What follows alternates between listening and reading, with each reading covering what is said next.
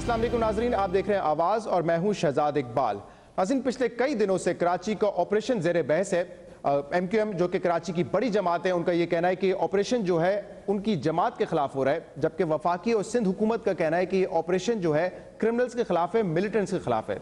इसके अलावा खबरें ये भी गर्दिश कर रही हैं कि शायद सिंध में गवर्नर राज लगा दिया जाएगा। तमाम सवालात लेकर आज हम पहुंचे हैं सिंध कराची में, और हमारे साथ आज इंटरव्यू में मौजूद होंगे कायम अली शाह साहब, सिंध के चीफ मिनिस्टर। बहुत बहुत शुक्रिया कायम अली शाह साहब प्रोग्राम के लिए वक्त निकाला। शाह साहब, एक सवाल बार बार किया जाता है कि आप कितने बाइख्तियार हैं। आपके पिछले दौर में भी ये कहा गया कि हुकूमत आप नहीं चलाते हैं, उवैस मुजफ्फर साहब चलाते हैं। इस मरतबा कहा जा रहा है कि शायद हुकूमत फरियाल तारपुल साहिबा चलाती हैं या फिर फैसले खुद आसिफ अली जरदारी साहब करते हैं। तो कितने इख्तियारात हैं आपके पास?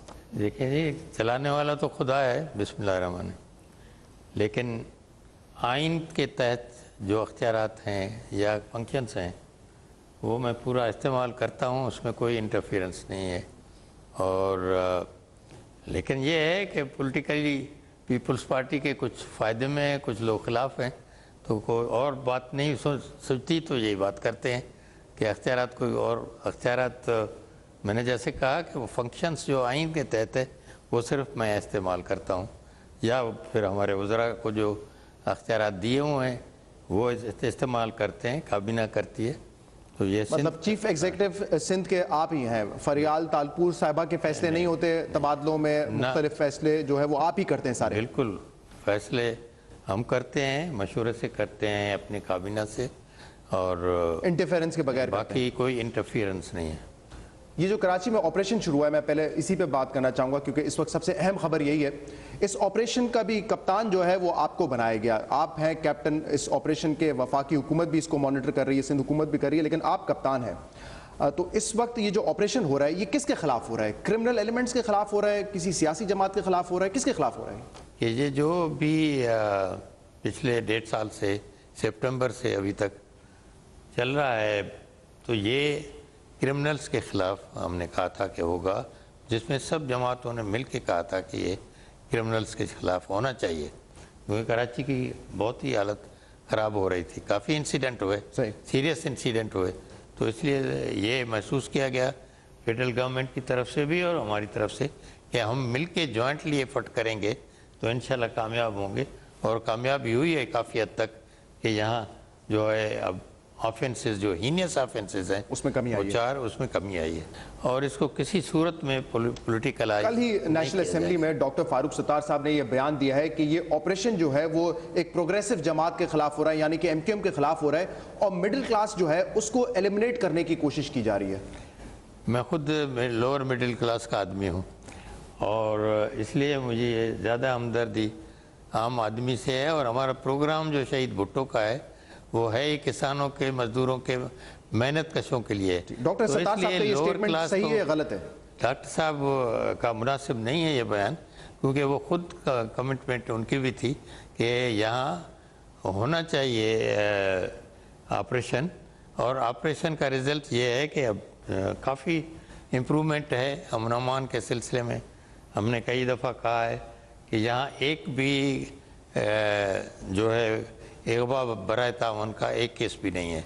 एक केस भी नहीं है? एक केस भी पिछले कितने अरसे में एक केस भी नहीं आया? ये पिछले 1.5 महीने से 2 महीने से एक केस नहीं है। टारगेट किलिंग 65-70% कम है, भत्ताखोरी कम है, भत्ते खोरों को पकड़ा है हमने, सज़ा दिलाई है। और इसके साथ साथ ये है कि प्रोसिक्यूशन जो नहीं हो रही थी, इतनी लोग गवाहियाँ नहीं दे रहे थे, अवॉइड कर रहे थे, फरियाद नहीं कर रहे थे, अब फरियाद भी करते हैं, FIR भी दाखिल होती है, गवाहों को हमने प्रोटेक्शन दी है। मैं आपकी इस बात से इत्तफाक करूंगा। मैंने पहले भी जब प्रोग्राम किया था, जब हालात ख़राब थे इस ऑपरेशन से, तो उसमें कदरे बेहतर हम देख रहे हैं कि इस वक्त हालात हैं। साईं, आप कप्तान हैं इस ऑपरेशन के 9-0 पर, जो कि MQM का हेड क्वार्टर है, वहाँ पर और उसके अतराफ़ में जब रेड किया रेंजर्स ने, आपकी नॉलेज में था ये रेड होने वाला है? मुझे इल्म नहीं था, और न किसी और ऑपरेशन के सिलसिले में जब भी रेड हुआ तो कोई अपने मर्ज़ी से वो करते थे, जहां उनको सीक्रेटली इन्फॉर्मेशन मिलती थी वो करते थे। बाकी उसके बाद वो एक रिपोर्ट हमें भेज देते थे। आप अगर कप्तान हैं तो मतलब फील्डिंग सेट करना आपका काम नहीं है, फील्ड सेट कोई और करता है, और वो इख्तियारात उनको दिए हुए हैं मुकम्मल तौर पे। मैं इसलिए पूछ रहा हूँ सर, ये सवाल इसलिए अहम है क्योंकि जाहिर सी बात है 9-0 पे जब एक रेड होना था तो उसका एक सियासी रद्द-ए-अमल आना था MQM की जानिब से, तो इसीलिए शायद आपको इल्म में होना ये ज़रूरी नहीं था। ये जब भी होते हैं, रेड्स होते हैं या एक्टिविटी होती है, अरेस्ट होते हैं या चालान होते हैं, तो हर दूसरे हफ्ते अमन अमान के सिलसिले में हमारी मीटिंग होती रही है। यहाँ कभी कभी गवर्नर साहब भी आके उसमें शिरकत करते हैं। 2 हफ्ते के बाद हर एक की जो है कारकर्दगी ली जाती है, उनसे रिपोर्ट ली जाती है और उस पर फैसले भी होते हैं। ये 9-0 का जो रेट था उसके बाद आपको यकीनन जो ब्रीफिंग दी गई होगी, आप उससे मुतमईन है? उस ब्रीफिंग से आपके ख्याल में ये ऑपरेशन जो है ये क्रिमिनल्स के खिलाफ था और सियासी जमात को नहीं इस पर निशाना बनाया गया था? देखें, इसमें मैं सिर्फ इतना कहूँगा क्योंकि मैटर पेंडिंग है कोर्ट में, इसलिए कोई इस पर सर ये तो सियासी सवाल मैं पूछ रहा हूं, ये सियासी सवाल है, इसका कोर्ट से कोई ताल्लुक नहीं है। मैं वकील, कोर्ट से ताल्लुक है ना। नहीं, मैं कोर्ट में चालान हुआ है, कोर्ट से रिमांड लिया गया है, कोर्ट में रिपोर्ट दी गई है और FIR दाखिल हुई है, तो अब वो कोर्ट का जुरिस्डिक्शन बन गया। मैं तो सिर्फ ये सवाल कर रहा हूँ, मैं क्लियरली बता रहा हूँ, ये जो रेड था ये सियासी जमात के खिलाफ था यहाँ पे या फिर वहाँ पे जो बैठे क्रिमिनल्स थे उनके खिलाफ था? मैं नहीं समझता कि सियासी जमात के खिलाफ होना चाहिए या होगा। 2 दिन पहले ही ये बयान आया था आसिफ अली जरदारी साहब का कि इस मुश्किल वक्त में जो है हम MQM के साथ खड़े होंगे, उनको दावत देंगे सिंध हुकूमत में शामिल होने के लिए, लेकिन फिर कल आपका भी बयान आ गया और इस वक्त ऐसा लगता है वो मामला जो है उनको दावत देने का सिंध हुकूमत में उसको डिले कर दिया गया है। उसकी क्या वजह है? पहले उनको आपने कहा कि उनका साथ देंगे लेकिन फिर आप पीछे हट गए। देखें, ये बिल्कुल आसिफ साहब ने कहा था और उसके बाद पार्टी की मीटिंग्स भी हुई हैं, 2-3 मीटिंग्स हुई हैं। जो मुल्क के हालात हैं, कराची के हालात हैं, उसको देखते हुए हमने कहा वेट एंड वॉच, ये फैसला हुआ है पार्टी का। ऐसा ही इसमें बहुत हद तक जो है सौलत मिर्ज़ा की जो एक वीडियो आई है, वीडियो पैगाम जिस पे उसने इल्ज़ामात लगाए, इसके बाद ये फैसला किया ना, और आपने भी कल ये कहा था कि वो जो इल्ज़ामात लगाए उनकी तहकीकात हो लेने दे पहले, इसके बाद फिर फैसला करेंगे। मैंने ये कभी नहीं कहा, मैंने न मिर्ज़ा का नाम न लिया न किसी और का नाम लिया। ये इन्वेस्टिगेशन हो रही है, उस पर कोई भी रायज़ानी करना मुनासिब नहीं है, लेकिन मैंने ये कहा कि जो मौजूदा हालात हैं उसको देखते हुए हमने तय किया कि फ़िलहाल वेट एंड सी। मतलब एक यू टर्न तो नहीं लिया आपने? दावत देने जा रहे थे फिर पीछे हट गए?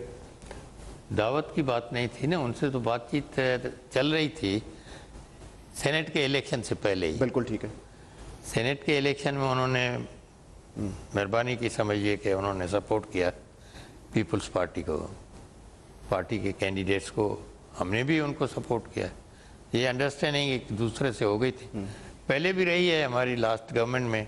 कभी कभी नाराज़ हो जाते थे फिर मिल जाते थे, तो 5 साल बड़े अच्छे गुजारे हमने दोनों ने आपस में, क्योंकि पॉलिटिकली देखा जाए तो पीपल्स पार्टी के बाद नेक्स्ट जो सिंध में बड़ी पार्टी है वो MQM है। तो इन दोनों पार्टीज़ के आपस में अंडरस्टैंडिंग से यहाँ अमन अमान में भी मदद मिल सकती थी या यहाँ के हालात भी बेहतर हो सकते हैं। लेकिन फ्रैंकली स्पीकिंग अब तक तो नहीं मिली है ना। पिछले 5 साल आप लोग जो है ज़्यादातर अरसा हुकूमत में इकट्ठा थे, ना तो हमने लॉ एंड ऑर्डर में कोई इंप्रूवमेंट देखी, ना हमने कोई गवर्नेंस में बेहतरी देखी है, और सिर्फ हमें जो फ़र्क नज़र आया, जैसे आपने कहा, ये इस ऑपरेशन के बाद ही नज़र आया। तो आपके इत्तेहाद से तो इस सूबे को, शहर को कुछ नहीं मिला था। अमन अमान के लिहाज से तो मैं यकीनन बड़ा फ़र्क पड़ा है ऑपरेशन के बाद इस 1.5 साल में, लेकिन ओवरऑल सिंध की जो आप कह रहे हैं ना गवर्नेंस, वो कोई कुछ भी कहे, हमारे लोग पॉलिटिकल लोग हैं हम, तो ज़्यादातर क्रिटिसिज्म भी हो सकती है, लेकिन हमने पूरी कोशिश की है कि जो 10-15 पिछले साल में काम नहीं हुए सिंध में वो हमने। सौलत मिर्ज़ा साहब के बयानात के हवाले से आपके ख्याल में क्या होना चाहिए? MQM कहती है बेबुनियाद है, मुस्तरद कर दें, आपके ख्याल में क्या होना चाहिए? ये तो डिपेंड करता है इन्वेस्टिगेशन पे, या जो बयान दिया गया है मजिस्ट्रेट का बयान होता है नहीं होता है। इस वक्त तहकीकात होनी चाहिए आपके ख्याल में? उस पे कोई रायज़नी नहीं। सौलत मिर्ज़ा ने नाम लिए, उन लोगों को ECL पर डाला जाए, ये सिंध हुकूमत ने वफाकी हुकूमत को कहा है? ये हमने नहीं कहा है, नहीं कहा है। ये हमने नहीं कहा कि किसी का वो ECL पे लगाया जाए या न लगाया जाए, ये फेडरल गवर्नमेंट का काम है।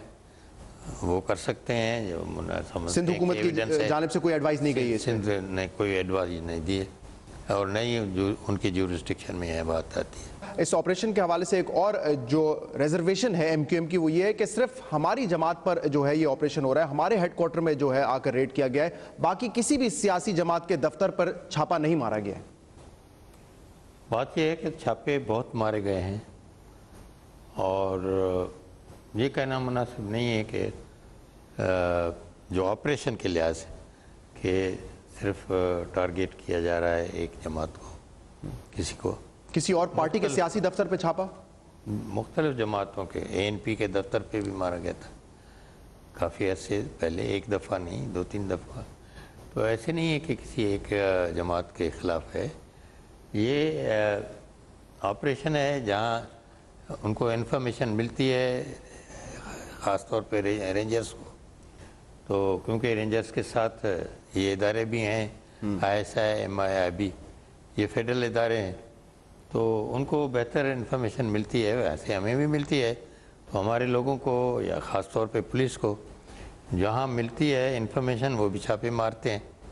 लेकिन ये यकीनन बात है, मैं वसूख से कहता हूँ, कॉन्फिडेंस से कहता हूँ कि ये किसी एक जमात के ख़िलाफ़ नहीं है। ये ऑपरेशन जो है अक्रॉस द बोर्ड है, अगेंस्ट क्रिमिनल्स है, जिसके लिए सब ने फैसला किया था कि फेयरली जो भी क्रिमिनल्स हैं कहाँ भी हों उन पर। अब जारी में देखें कि कितनी दफ़ा ऑपरेशन हुई है, कितने लोग मारे गए हैं वहाँ लियारी में, तो वो तो डिस्टिंक्शन नहीं की गई ना, वहाँ मलीर में, क्यामाड़ी में और जगहों पर भी छापे तो बहुत मारे गए। उनका जो नुक्ता था वो था सियासी दफ्तर के हवाले से, सियासी हेडक्वार्टर के हवाले से, वो कहते हैं कि सिर्फ 90 था, लेकिन आप कह रहे हैं कि ANP के दफातर पे भी इसलिए देखें ना, इसलिए कि एक मीटिंग में ये कहा गया कि पुलिस को पॉलिटिकलाइज किया जा रहा है। ये बयान खुद सुप्रीम कोर्ट में दिया गया किसी की तरफ से, तो सुप्रीम कोर्ट ने भी ऑब्जर्वेशन दी कि पुलिस को पॉलिटिकलाइज न किया जाए। यही वजह थी कि मैंने अख्तियारात जो थे IGP पुलिस को और रेंजर्स को, DG रेंजर्स को दिए कि भाई बिला तफरीक हम आपको इंटरफेयर नहीं करेंगे, कोई भी इंटरफेयर हमारा मिनिस्टर भी नहीं करेगा, और दोनों नहीं कहेंगे कि कभी हमने इनको कहा कि इसको अरेस्ट करो, इसको छोड़ो, या यहाँ रेड करो, यहाँ रेड न करो, किसी जगह भी ये आपको सबूत नहीं मिलेगा। सुप्रीम कोर्ट ने तो ये भी कहा था कि बहुत सारी जमातें यहाँ पर ऐसी हैं, peoples party, MQM, Jamaat Islami, तमाम जमातों के उन्होंने नाम लेकर कहा कि इनके मिलिटेंट विंग्स हैं। तो सर मुझे ये बताएं, क्योंकि आप इस सूबे में काफ़ी अरसे से अब जो है चीफ एग्जीक्यूटिव, इसके सबसे ज़्यादा क्रिमिनल्स और मिलिटेंट्स किस सियासी जमात में हैं? देखें, ये कहना बड़ा मुश्किल है। मैं तो समझता हूँ कि सियासी जमात जो भी है उसमें क्रिमिनल नहीं हो सकते, तो सुप्रीम कोर्ट ने इसीलिए तो सुप्रीम कोर्ट ने, मुमकिन है उनकी ऑब्जर्वेशन होगी, उन्होंने जनरली कहा कि इससे, उन्होंने जो भी कहा जनरली कहा कि किसी भी सियासी जमात में क्रिमिनल एलिमेंट नहीं होना चाहिए। जिनको आप क्रेडिट दे रहे हैं ना, उन्होंने ही अपनी रिपोर्ट्स पेश की हैं, जिसमें DG रेंजर्स थे, इस कराची के CCPO थे, उन्होंने ही अपनी इन्फॉर्मेशन दी जिसकी बुनियाद पे ऑर्डर आया। देखें उन्होंने दी होगी, मैं उसका डिस्प्यूट नहीं करता। मैंने जब कहा कि वो आज़ादी से इन्वेस्टिगेशन करते हैं, आज़ादी से छापे मारते हैं और फिर पेश भी करते हैं एक अक्यूज़ को, मैं तो नहीं कहता कि फलां को पेश करो। तो सबसे ज़्यादा क्रिमिनल्स किस सियासी जमात में आपके ख्याल में? सबसे ज़्यादा क्रिमिनल्स किस सियासी जमात में है? ये मैं नहीं कह सकता ना, किसी सियासी जमात में होने नहीं चाहिए, और मैं नहीं समझता कि किसी सियासी जमात में। या पनाह ली भी, ये भी कह सकते हैं आप कि उस सियासी जमात में पनाह ले लेते हैं, आकर पनाह लेते होंगे जहाँ मुमकिन है मिले, लेकिन मेरे पास इसका कोई वो नहीं है। अभी एक और बहुत ही आला सतह की मीटिंग हुई थी कराची में, जिसमें चीफ ऑफ आर्मी स्टाफ थे, DG रेंजर्स थे, कोर कमांडर थे, आसिफ अली जरदारी साहब थे, नवाज शरीफ साहब थे। उस वक्त बड़ी तनकीद की गई सिंध हुकूमत पे और कहा गया कि जिस तरीके की गवर्नेंस और ख़ासतौर पर लॉ एंड ऑर्डर मेंटेन करने की कोशिश की जा रही है, तो ऐसा लगता है कि सिंध हुकूमत इंपॉर्टेंट है। ऐसा नहीं कहा गया था, ये तो बहुत लंबा चौड़ा बात आई और नहीं, इतना लफ्ज़ नहीं इस्तेमाल किया गया था कि इंपॉर्टेंट है सिंध हुकूमत। उन्होंने कोर कमांडर साहब ने कहा कि यहाँ गुर्बत है, इसको एक्सीलरेट किया जाए, अमन अमान के सूरत हाल को तेज़ किया जाए और ऑफेंसेस यकीनन कम हुए हैं, उन्होंने भी माना। और आईजी ने रिपोर्ट दी, चीफ सेक्रेटरी ने रिपोर्ट दी, डीजी रेंजर्स ने रिपोर्ट दी, उन्होंने से किसी ने ये नहीं कहा कि या इंटरफेरेंस है या स्लो है या अच्छी तरह नहीं चल रहा है। ठीक है, एक ब्रेक लेंगे और इसके बाद कायम अली शाह साहब से हम मजीद बात करेंगे, सिंध की सूरत हाल पे भी बात करेंगे। जो वक्त गुजारा है पीपल्स पार्टी की हुकूमत रही है यहाँ पर, उस पर क्या काम हुआ है उस पर बात करेंगे। हमारे साथ रहिए।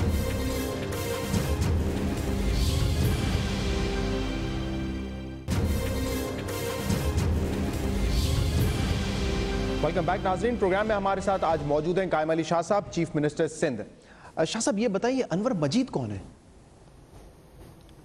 अनवर मजीद एक इंडस्ट्री का मालिक है, इतना जानता हूँ मैं। सुना है सिंध हुकूमत वही चला रहे हैं आजकल। सब चला रहे हैं, आपके अलावा सब चला रहे हैं। आवाम चला रहे हैं सिंध हुकूमत को, लेकिन न मेरे यहाँ उनका आना जाना है।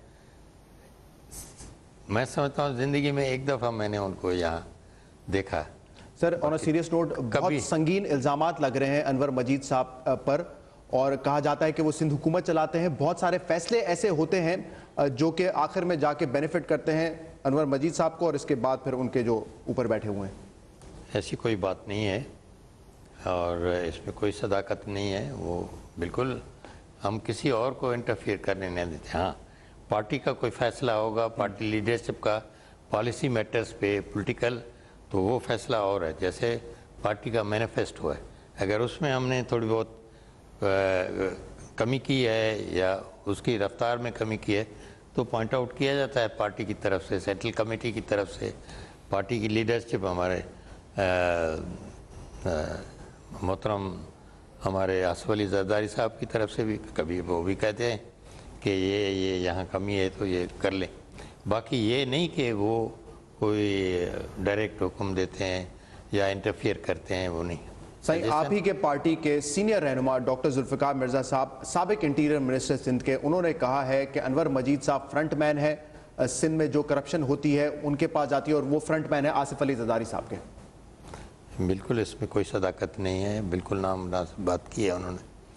और वो खुद ही आसिफ साहब के बहुत करीब थे, हम सबसे ज़्यादा कहते हैं मैं इतना करीब था कि उनकी बेगम उनको इतना अच्छे नहीं जानती थी जितना मैं उनको जानता हूँ।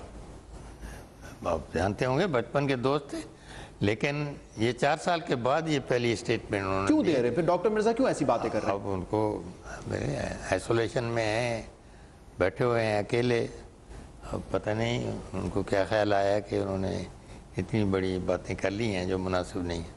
सही, आपने कहा कि एविडेंस होने चाहिए करप्शन के हवाले से। चंद चीज़ें मेरे पास है, मैं चाहूँगा कि आप मुझे बताएं इस हवाले से। अभी मैंने बात की अनवर मजीद साहब की, और छोटे मोटे इंडस्ट्रियलिस्ट नहीं है, क्योंकि कहा जाता है कि ज़्यादातर शुगर मिल्स जो हैं वो इस वक्त उनके ग्रुप के पास हैं। ठीक है, और जैसे मैंने कहा इल्ज़ाम ये कि वो फ्रंट मैन है आसिफ अली जरदारी साहब के। ओमनी ग्रुप है ना उनका, अनवर मजीद साहब का? कोई ग्रुप नहीं है उनका। क्या group? Omni group of companies है जिसके अंडर ये सारी जो है शुगर मिल्स आती हैं। लेकिन इल्ज़ाम ये है कि 418 एकड़ फॉरेस्ट की ज़मीन जो है शुगर मिल को दी है, ठट्टा शुगर मिल को, ठट्टा में, और ये अनवर मजीद साहब की शुगर मिल है। बिल्कुल नहीं, जहाँ तक मुझे मालूम है कि कोई उनके नाम पर लीज नहीं हुई। लीज तो बंद है इस वक्त, और जो जिन लोगों के पास लीजेस थी पहले, मैं नाम नहीं लेना चाहूँगा, जो अभी किसी और पार्टी में हैं, और पहले भी हम आते जाते रहे हैं हमारे साथ, लेकिन हमने कभी उनको फॉरेस्ट लैंड नहीं दी। 2-2, 3-3 हज़ार, 4-4 हज़ार एकड़ ज़मीन उनको थी। ये तो 300 की आप बात कर रहे हैं, 418 एकड़ जिनसे हमने वापस ली है ज़मीन, फॉरेस्ट लैंड जिनको आउट ऑफ दी गई थी हमसे पहले, हमारी गवर्नमेंट से पहले, वो वापस लिया है हमने, और अभी बैन लगा दिया है। शिकारपुर में एग्रीकल्चर की ज़मीन दी गई है, 700 एकड़ ज़मीन दी गई है ओमनी ग्रुप को, अनवर मजीद साहब। और सर इसके लेटर्स भी हैं, अगर चाहें तो हम वो भी फिर शेयर कर सकते हैं। नहीं लेटर है तो आप दिखा दें, मैं नहीं समझता। और ये वैसे तो मिनिस्टर साहब का काम है, लेकिन वो मिनिस्टर जो है फॉरेस्ट का, वो भी अच्छा आदमी है, शरीफ आदमी है और ऑनेस्ट आदमी है। जुल्फ़िकार मिर्ज़ा साहब ने ये भी इल्ज़ाम लगाया था मेरे प्रोग्राम में कि प्राइवेट लिमिटेड कंपनी की तरह चलाया जा रहा है सिंध को। ये मुनासिब बात नहीं की उन्होंने। मैंने तो पहले कहा कि कंपनी उनको बेहतर पता होगा कि किस तरह से वो रहे, आप ही के सेटअप में रहे, आप ही के सेटअप में रहे इतना अर्से। नहीं, मेरे सेटअप में रहे तो उस वक्त तो ये बात नहीं कही उन्होंने। या छोड़ा तो भी बात उस वक्त करते ना। मुझे फिर एक बात बात तो ये यह है कि वक्त पर बात की जाए ना, बेवक्ती बात क्या करना है। अब 4 साल हो गए उनको पार्टी से निकले, पार्टी से तकरीबन तो निकले नहीं है, पार्टी में ही है आपके। वो कहते हैं वैसे मुझे कोई निकाल भी नहीं सकता, पीपल्स पार्टी मेरी है। अभी शायद है या नहीं है वो मुझे नहीं मालूम, लेकिन पार्टी में थे तो कभी नहीं बात की उन्होंने ऐसी जो अब बात की है, उसे में की है या सर उस दिन और मूड में की है। उस दिन कादर पटेल साहब ने, कराची के आपके डिवीजन के सदर हैं, उन्होंने गुस्से में सेनेट के हवाले से जो तकरीर कर दी, रहमान मलिक साहब को तनकीद कर दी, उनकी आपने जो है वो सस्पेंड कर दी मेंबरशिप। लेकिन दूसरी तरफ अगर जुल्फ़िकार मिर्ज़ा साहब इल्ज़ाम लगाते हैं तो उनकी जो वाइफ है फहमीदा मिर्ज़ा, वो आपकी पार्टी से MNA भी हैं, उनके साहबजादे MPA भी हैं, तो उनके खिलाफ तो कोई एक्शन नहीं लिया फिर आपने? नहीं देखे नहीं जी, वो मिर्ज़ा साहब हैं भी नहीं भी हैं पार्टी में, उनकी वाइफ हैं, वो उन्होंने कोई बयान नहीं दिया। उनकी तायद करती हैं, उनके लिए कुछ कहती हैं ना उन्होंने ना उनके बेटे ने।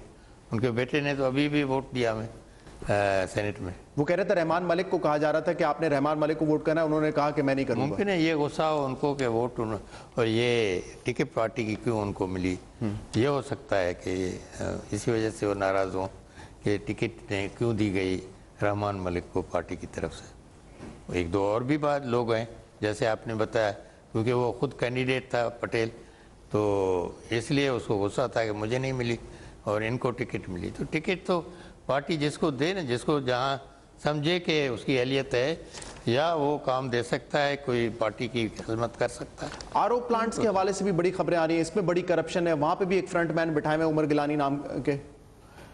जनाब ये कंसेप्ट जो है मोहतरम आसफ अली जरदारी साहब ने दिया, जो किसी के वहम गुमान में नहीं था। सर आपको पता है ना इस वक्त सब स्टैंडर्ड मशीन्स बंद पड़ी हुई ज़्यादातर?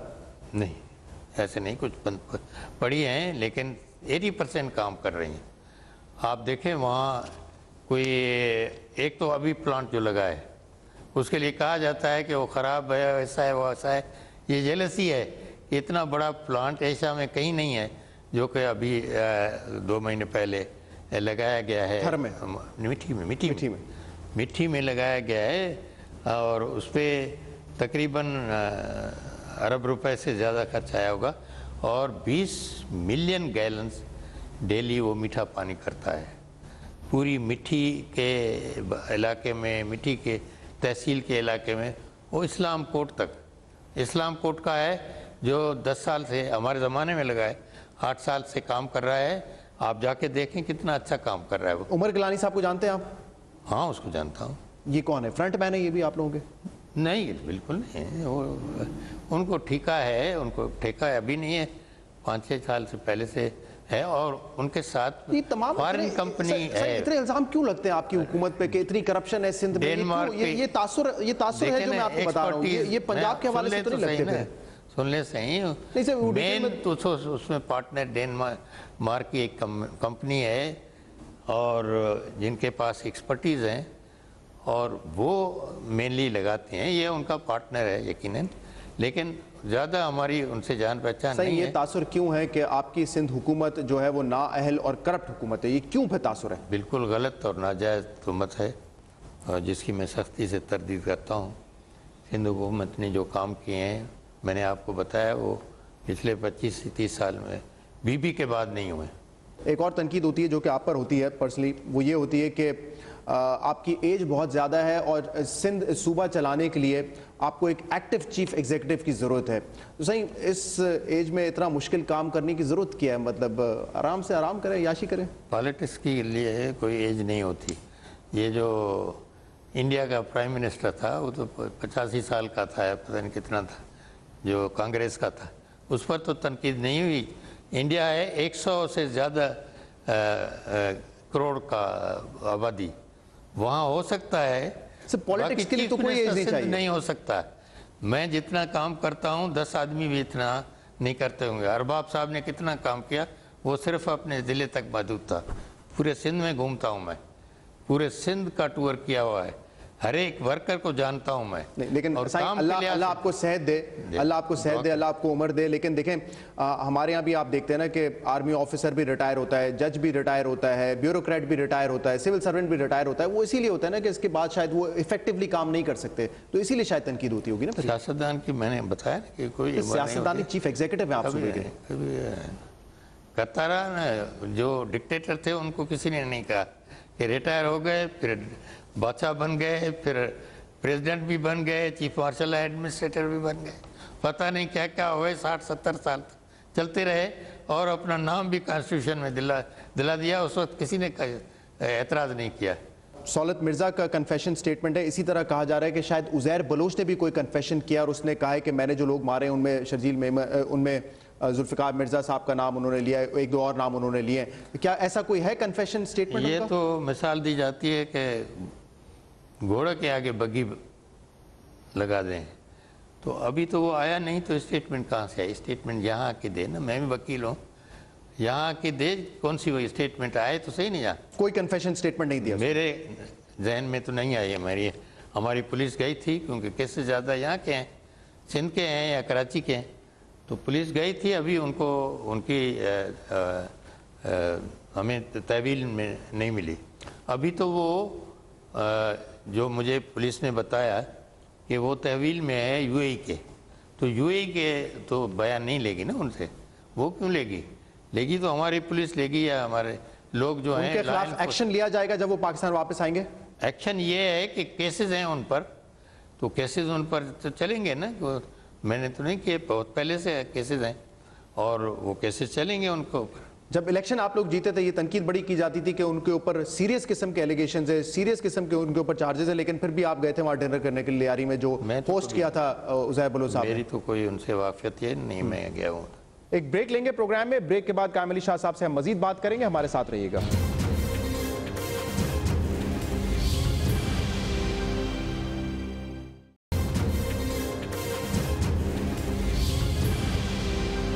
वेलकम बैक नाजरीन। आज हम बात कर रहे हैं प्रोग्राम में सिंध के चीफ मिनिस्टर कायम अली शाह साहब से। सही, ये गवर्नर राज लगने की खबरें कहां से आ रही हैं? क्या गवर्नर राज लगने जा रहा है सिंध में? देखें, जब भी कोई ऐसी थोड़ी बहुत क्राइसिस होती हैं तो ऐसी चीज़ें चलती हैं। मेरे नहीं ख्याल में ऐसी कोई बात, क्योंकि अब 18th अमेंडमेंट के बाद अगर आदमी देख ले तो वो इतना आसान नहीं है। तो ये कहां से उड़ी है? यही इसी मीटिंग में ये बहस हुई थी जो मैंने कहा था, जो आला सतह की मीटिंग हुई थी, इसमें कोई जिक्र हुआ था इस तरह का? ये ऐसी कोई इंडिकेशन भी नहीं हुई, मीटिंग में ऐसी बात भी नहीं हुई। और अफवाही खबर हो सकती है या र्यूमर्स जैसे होते हैं, और र्यूमर्स तो कोई चांस नहीं है सिंध में गवर्नर राज लगने का इस वक्त? मेरा नहीं ख्याल।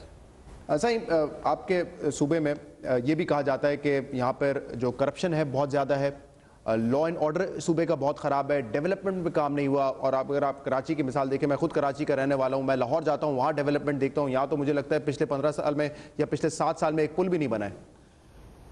बहुत सी पुलें बनी हैं अच्छी। आपने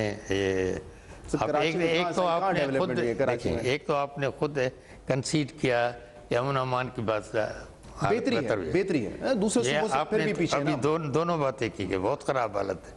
ये तो ये कंट्रडिक्शन है। यहाँ पुलें बनी हैं, ओवरहेड ब्रिजेस बने हैं। अभी ये जाम सादकली वाली ब्रिज की हालत ख़राब थी, उसको रेनोवेट किया जा रहा है। यहाँ एक और ब्रिज बन रही है, शाह फैसल पे 2 ब्रिजेस बनी हैं। सर आखिरी मतलब आप लाहौर कब गए? इधर बनारस चौक पर ब्रिज बनी है। कम से कम हमारे दौर में 8-10 ब्रिजेस बनी हैं, और जो बड़े मंसूबे कराची में थे उसकी तरफ तवज्जो दी जा रही है। अभी इंशाल्लाह 23 तारीख को दायू की तरफ से कोई 50 बसेस हम शुरू कर रहे हैं, और हम अपनी बजट से भी कोई 40-50 बसेस हम एक रूट पे चलाना चाहते हैं। There are so many routes, और उसमें फिर प्राइम मिनिस्टर ने भी कहा है कि हम 7 साल से मुसलसल आप इस सूबे के चीफ एग्जीक्यूटिव हैं, और इसके बाद जाके एकदम लिया जा रहा है। 2 करोड़ की आबादी। ऐसा ही आप लाहौर जाके देखें, वहाँ मुझे पता है शहबाज शरीफ साहब को जितना सड़कें बनाने का शौक है उतना आपको नहीं है, लेकिन फिर भी जरूरत होती है, मास ट्रांजिट की जरूरत है, सड़कें बनाने की जरूरत है। पूरे सिंध में सड़कों का जाल बिछाया गया है। यहाँ भी सड़कें कुछ खराब हैं, कुछ लेकिन यहाँ भी सड़कें बन रही हैं। यहाँ जो बजट हमने खर्च किया है वो मैं समझता हूँ पिछले 30 साल में नहीं हुई होगी, जो कराची हैदराबाद में हमने बजट खर्च किया है। मास ट्रांजिट का प्रोग्राम शुरू किया हुआ है, इतना आसान तो नहीं है ना। लाहौर में ह्यूज प्रोग्राम साल में बना दिया, पिंडी में 1 साल में मुकम्मल कर रहे हैं, वो भी सुबह चला रहे हैं ना सर। देखे ना, मिसाल तो लाइट ट्रेन का मंसूबा था, उसमें मेन पार्टनर तो हमारे साथ फेडरल गवर्नमेंट थी। उन्होंने 5 साल आपकी फेडरल गवर्नमेंट थी, आपकी सूबाई हुकूमत थी सर। हमारे था 25% और उसके साथ थे 25%, 15% था CDG का, सिटी का। लेकिन वो भी हमने कहा वो पैसे नहीं दे सकते तो हम करेंगे, तो 60-40 था।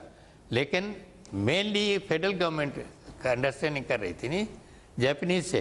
अब वो जापानीज आते आते रह गए, अब हम चाइना के थ्रू कर रहे हैं और बाकी पब्लिक प्राइवेट पार्टनरशिप। ये पहला कंसेप्ट हमने शुरू किया, बहुत देर से शुरू किया, मेरे ख्याल से बहुत पहले हो जाना चाहिए। हैदराबाद पीपल्स पार्टी तो कब से यहाँ पे सिंध में है, बता रहा हूँ आज की बात थोड़ी है। आपकी कैबिनेट में सबसे करप्ट वजीर कौन है? का मैं कह रहा हूँ आपकी कैबिनेट में सबसे करप्ट वजीर कौन है? मैं तो नहीं समझता कोई करप्ट है, कोई करप्ट नहीं है, कोई करप्ट वजीर नहीं है, कोई कंप्लेन नहीं है, कोई ऐसा वाकया। अफवाहें होती हैं, अफवाहों का कोई तो नहीं लिया जाता है ना। कोई मतलब सिंध में करप्शन है ही नहीं। आप देखें कहीं, मैं क्या किसी के मुंह में डालूं कि ये बात, लेकिन मेरे कैबिनेट में कोई मुझे शिकायत नहीं मिली कि फलां वजीर ने इतने पैसे लिए हैं या इसमें घपला किया है। कोई कंप्लेंट मुझे कहा यह जाता है एक डीसी से लेकर सेक्रेटरी जो है वो भी पैसे देकर जो है नौकरी पे लगता है, इसके अलावा नहीं लग सकता, ऐसा मुमकिन ही नहीं है। ये तो बिल्कुल नाजायज बात है और गलत बात है, मैं इसकी जोरदार तरीके से तरदीद करता हूँ। जुल्फिकार मिर्जा साहब ने कहा करप्शन की इंतहा है और सबसे करप्ट वजीर सिंध कैबिनेट में शर्जील मेमन साहब हैं, जो कि कहते हैं कि मेरे दोस्त भी हैं। नहीं, उनके दोस्त थे, अब दोस्त नहीं हैं तो अभी नाराज़ हैं। ये मुनासिब नहीं है उनकी तरफ से इस तरह से बात करना, क्योंकि जब तक कोई सबूत ना हो ऐसे किसी पर एलिगेशन लगाना मुनासिब नहीं होता। वो बताएं, सबूत दें, हमें दें, किसी को और को दें, हमें या एप्लीकेशन दे दें एंटी करप्शन में या जो फेडरल एजेंसी है उसमें दे दें। कोई ऐसी आई तो नहीं है कोई कंप्लेंट। ऐसे देखें ना, कानून ये है कि अगर एनानिमस दरख्वास्त है दे कोई तो उस पर नोटिस नहीं लिया जाता, तो ज़बानी बात पे भी नोटिस नहीं। हाँ, ज़बान की बात से ये कहे कि फ़लाँ आदमी से पैसे लिए या फ़लाँ ज़मीन का उसने सौदा गलत किया, इस तरह से होता है। मुल्क में आज तक करप्शन के हवाले से तो किसी को ना सजा मिली। और आपको पता है अगर कोई रिश्वत दे के कोई डीसी बन रहा है, कोई सेक्रेटरी बन रहा है, उसका सबूत कहाँ होता है? सबूत ये है कि सेक्रेटरी, अगर सेक्रेटरी ने कोई पैसे लिए हैं, वो आदमी आके बताया कि जी मुझसे इससे ना पैसे लिए, मेरा काम था इसमें और वो काम किया। बाद वकील हूँ, सबूत के सिवा बात नहीं करूँ। तो फिर तो आपको पता होगा कि ये तो साबित हो ही नहीं सकता ना। नहीं। ये जो अब सियासी तनकीद इस पे हो रही है एमक्यूएम की जानिब से, उसके बाद भी ये ऑपरेशन इसी तरीके से चलता रहेगा या मुफाहमत की नज़र हो जाएगा? नहीं, ऑपरेशन चलता रहेगा। मुफाहमत पॉलिटिकल हो सकती है, जो मैंने पहले भी कहा है, हमारे सदर साहब ने कहा है, हमारे जो को चेयरमैन है उन्होंने भी कहा है कि पॉलिटिकल साइड पे किसी से भी बात हो सकती है। रिकन्सिलेशन का कंसेप्ट जो है शहीद बेनज़ीर साहबा ने दिया है, उस पर बात हो सकती है। और पॉलिटिक्स में कोई आखिरी वो नहीं होता। लेकिन जहाँ तक एडमिनिस्ट्रेशन का ताल्लुक है, अमन अमान का ताल्लुक है, देयर इज़ नो कॉम्प्रोमाइज़, किसी से कॉम्प्रोमाइज़ का सवाल नहीं उठता। ऑपरेशन चलेगी और जब तक कि यहाँ एक आखिरी भी दहशतगर्द है, हम उसके खिलाफ एक्शन करेंगे। बिलावल भुट्टो जरदारी साहब कब वापस आ रहे हैं? यहीं आएंगे, कहाँ जाएंगे? वो सिंध के हैं, पाकिस्तान के हैं, वो कहाँ जाएंगे? आएंगे यहाँ। कितने संगीन इख्तलाफात हैं उनके आसिफ अली जरदारी साहब से? कोई इख्तलाफ नहीं है, बाप बेटे हैं, उनका कोई इख्तलाफ नहीं। बाप बेटे के रिश्ते में तो कोई इख्तलाफ नहीं होगा, सियासी इख्तलाफात हैं या नहीं ये बताएं। नहीं, कोई नहीं है। अभी आसिफ साहब पर जब तनकीद आ रही थी तो उन्होंने बड़ा सख्त बयान दिया था। फिर आ क्यों नहीं रहे पाकिस्तान? उनको तो बाकायदा लॉन्च भी कर दिया है आप लोगों ने सियासत पे, फिर क्यों गायब हो गए वो सियासी मंजरनामे से? ये स्ट्रेटेजी है, उसके मुताबिक वो आएंगे वक्त पर। तो क्या स्ट्रेटेजी है, मतलब इस स्ट्रेटेजी से क्या हासिल करना चाह रहे हैं आप, ये हमारे नाज़रीन को बता दें। ये हाजरीन को पता होना चाहिए, हमारे वर्कर्स को पता है। मुतमईन है वर्कर्स वो। तो बड़े नाराज थे वो जब वो आएंगे। 27 दिसंबर को नहीं आए थे। वर्कर्स बड़े नाराज थे जब लाहौर में आपका कन्वेंशन था। नहीं, कोई नाराज नहीं थे। वो लाहौर में आए ना लोग, आके बात कही, किसी ने एक ने भी इख्तलाफ नहीं किया, किसी एक ने भी नहीं कहा कि क्यों नहीं आए हमारे। सुनने में तो सर ये आता है कि दो चीज़ों से वो भी बड़े परेशान है, एक तो जिस तरीके से गवर्नेंस है और सिंध में करप्शन है, और दूसरा जिस तरीके से ये मुफाहमत के नाम पर जो है बार बार कोalition बना ली जाती है। इस तरह से मुनासिब नहीं है बात करना आपकी तरफ से। एकदम फैसला देना कि सिंध में करप्शन है, दिस इज़ नॉट फेयर। ये ऐसा कहना नहीं चाहिए, मुनासिब ही नहीं है। आप ये कहें कि लोग कहते हैं, आप कहते हैं तो आप सबूत दे दें कि सिंध में करप्शन है। मैंने आपको बताया ना, सबूत ज़मीनें जो दी गई वो कह रहे हैं आपके ऐसा कुछ नहीं है। नहीं, देखे ना, कोई और कहे उसकी बजाय आप क्यों कहते हैं। बहुत बहुत शुक्रिया सर टाइम देने के लिए, थैंक यू वेरी मच।